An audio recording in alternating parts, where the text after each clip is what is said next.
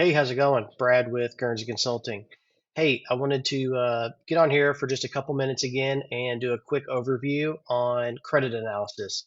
So last time we talked a little bit about collections tips on how to really bring the cash in the door on time on your receivables. And today we're going to talk about what to do before you are invoicing those customers. Now, one of the big things that I like to look at whenever I am analyzing a new customer is specific details related to their financials. We utilize credit reporting bureaus like Dun& and Bradstreet or Experian. And then you want to look into references and then just any other general information you can gather from that potential customer.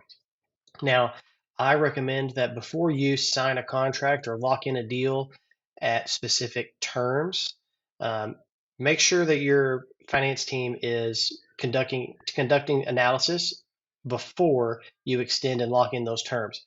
You never know what you may run into, and you want to be able to make sure that you're analyzing and checking the boxes before you lock into giving a customer 30 days, 60 days, 90-day terms, and then you come to find out that they really, really struggle on the cash side of things.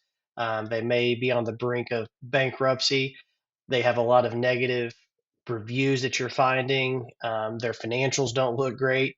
There's a lot of factors that can go into why you make those specific decisions. And at the end of the day, I always say I'm not sitting in my office and spinning a wheel and deciding to pick on a specific customer or okay, today we're not going to extend terms.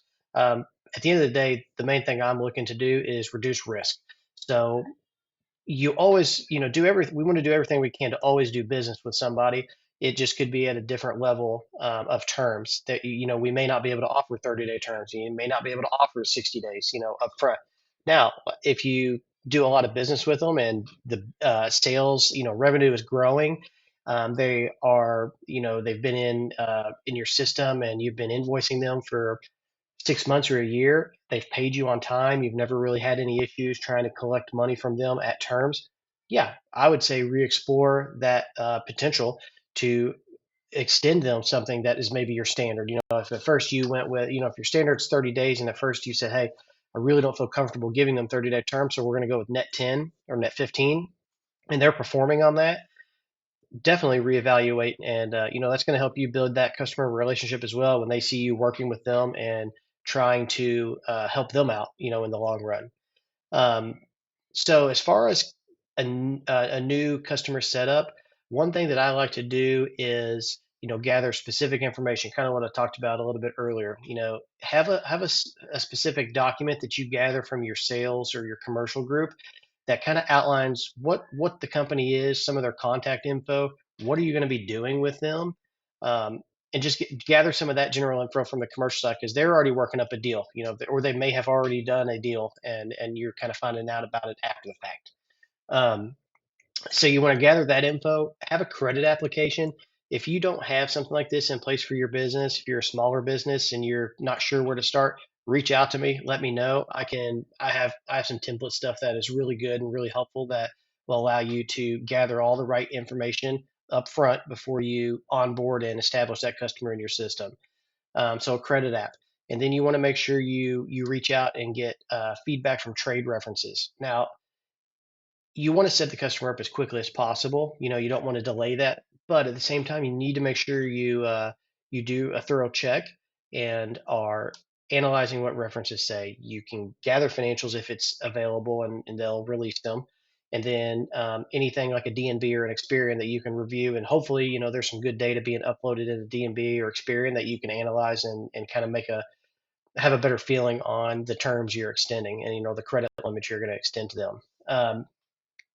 If you I kind of like to set a threshold as far as, I want more information if we're going to extend them a pretty big limit. Let's say if you're going to give a customer a $500,000 credit limit or above, you would probably most definitely want to obtain financial information from them. That way you can check into their balance sheet, their income statement, statement of cash flows, just to look and see how things are going for them over the past year. I would try to get at least a year's worth of that information and any interim data that they'll share. And then from there, your references or the references you send out for on behalf of them, that's going to kind of give you an idea of what terms are they extending, what's the limit they're extending, what balance do they have open with them now, when's the last time they sold to them. Surprisingly, and I don't know if anyone else, let me know in the comments if you ever run into this situation. I have had times where I've reached out to trade references that a customer has listed, and that trade reference has had issues collecting money, and said, who are you dealing with there, because maybe they can help us get paid. That's a red flag. Should kind of throw up the flag there and say, hey, maybe we don't want to extend credit here. Maybe we make this customer prepay, or they have to pay before a delivery, whatever it may be. Um, but I have run into that situation, and I'm sure some others that are watching this, you definitely have too. If you've done it long enough, you're going to come across some odd situations, but it's good information for you, and it allows you to protect your business. Um, so like I said, the application, get that all filled out with their information, who you're supposed to bill, their contact info, their name, their email, their phone number. I know a lot of times payables groups, they're not huge on answering the phone. That's okay. Um, Make sure you get the phone anyway, and make sure you have their email. A lot of times what we're going to do on the receivable side of things is send out statements. So you want to make sure you have a solid email for them, so you can make sure that there's nothing getting slipping through the cracks.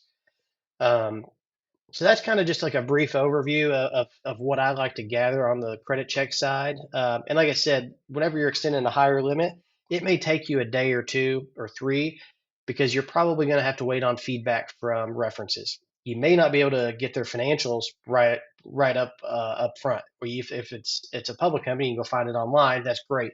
If it's if they're not keen into sharing that information, you may have to work a day or two to try to figure out a way to get that information from them, or a specific workaround. Maybe they give you some other just general financial stats, from their year end or their quarter end close, that may help you out. Um, like I said, just a brief video here. Wanted to make sure that um, you have some of the tools in your toolbox to analyze customers, and collect all the right information that's going to help make sure you protect your business, and you don't overextend on terms or a limit to somebody that could be a risk to you down the road. Hopefully this video helps, and look for me in the future. Thanks.